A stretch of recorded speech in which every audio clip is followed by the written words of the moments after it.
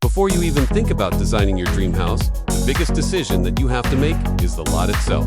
The right lot can make your real estate investment appreciate over time, but make the wrong choice and it could cost you millions. Today we're talking about everything you need to know about evaluating a building lot. Hey guys, welcome to this channel where we talk about anything and everything about making smarter financial decisions. Today we're talking about lots, how to evaluate them, and what to look for before you buy one. There are 4 key factors that you should consider when choosing your lot: location, orientation, slope, and shape. And then there are some hidden costs that you might want to watch out for. We'll discuss all of these later on. Now, the first factor that you want to consider is the location. This is pretty straightforward. You want to make sure that the lot is located in an area that won't be prone to floods. So you want to check with the residents in the area if they have experienced any flooding before. Now, you also want to make sure that the lot is easily accessible. This means that it has a road right in front of it. Also, ideally, you would want to get a lot that has concrete roads all throughout. And if not, at least you have a road right in front of your lot that's concrete. It is going to be a lot more difficult and probably more expensive to build a concrete road for you to gain access to your lot, as compared to buying a lot that already has a concrete road in front of it. Plus, if the road leading to your lot is unpaved, you're going to have to contend with dust during dry season and with mud during rainy season. The next thing that you'll want to consider is the orientation of the lot. You want to make sure that you are able to maximize natural light in the different parts of your future house. So you want to take note of where the sun rises and where it sets. Knowing this is gone.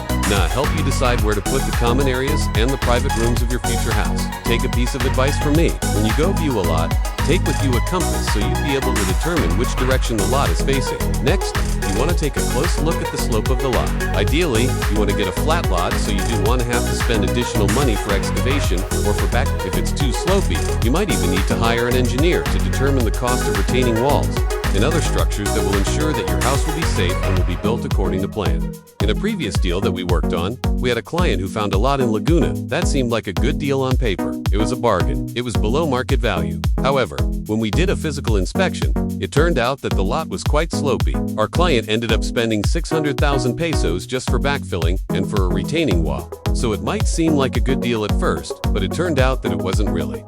I'll talk more about this later. Another thing that you want to check is the shape of the lot. Now, ideally, you want to have a rectangular lot because it is going to be easier for you to build on it. You're going to be able to maximize every inch of the space. Irregularly shaped lots can pose a challenge for builders, and it can increase the cost of construction because you might have to do a lot of cuts and a lot of excavation. And finally, for the lot characteristics, you want to check the zoning of the neighborhood. You want to make sure that it's mostly residential. You want to find out down the road that there is a plan to construct a commercial building beside your house. Also, you want to check with the homeowners association, if there is one, about the restrictions in the area. For example, are there any height restrictions? Are there any guidelines when it comes to the architectural design of the houses in the area? You want to make sure that your dream house will still be allowed. These are the things that you should always keep in mind when choosing a lot. Now let's move on to the hidden costs that you need to watch out for. Number 1, lot title issues. You want to make sure that the title is clean, that it is the owner's name that is reflected on the title, and that he has the full authority to sell it. You don't want to find out down the road that there are other claimants to the property, so make sure that you have a title search done. It's better to be safe than sorry. No? 2. Watch out for lots that do not have road access. There are a few instances when sellers sell a portion of their land, but they only have access to it through another person's property, so they're reselling a portion of their land, but they're re-allowing you to use a portion of their land in order for you to access the road. Now, there's nothing wrong with this as long as it's clearly stated in the title. You have what we call a right-of-way, but what if the seller doesn't have a right-of-way and he is telling you that you can access the road through his property?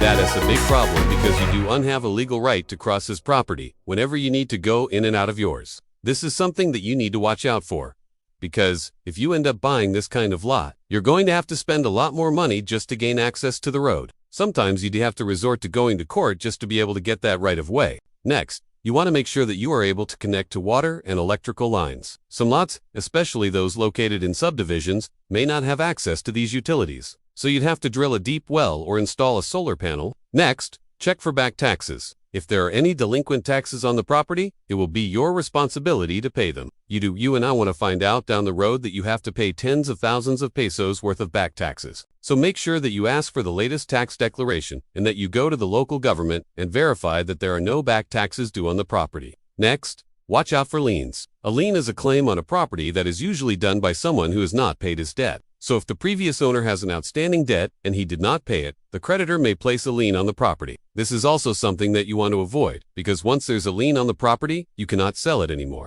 And finally, if the lot is not yet classified as residential, you may have to pay reclassification fees. This is something that you want to coordinate with the local government. If you want to download our full checklist when it comes to buying a lot, I'm providing it for free. All you have to do is click the link in the description box below. This checklist includes all the things that we talked about today. And finally, here are my pro tips when it comes to choosing a lot. Always visit the site during rainy season. That's when you're going to be able to tell if the area is prone to flooding. Talk to the barangay officials and ask them if they have experienced any flooding before. If the lot is located in a low-lying area, chances are it's going to be flooded. Next, bring an engineer with you.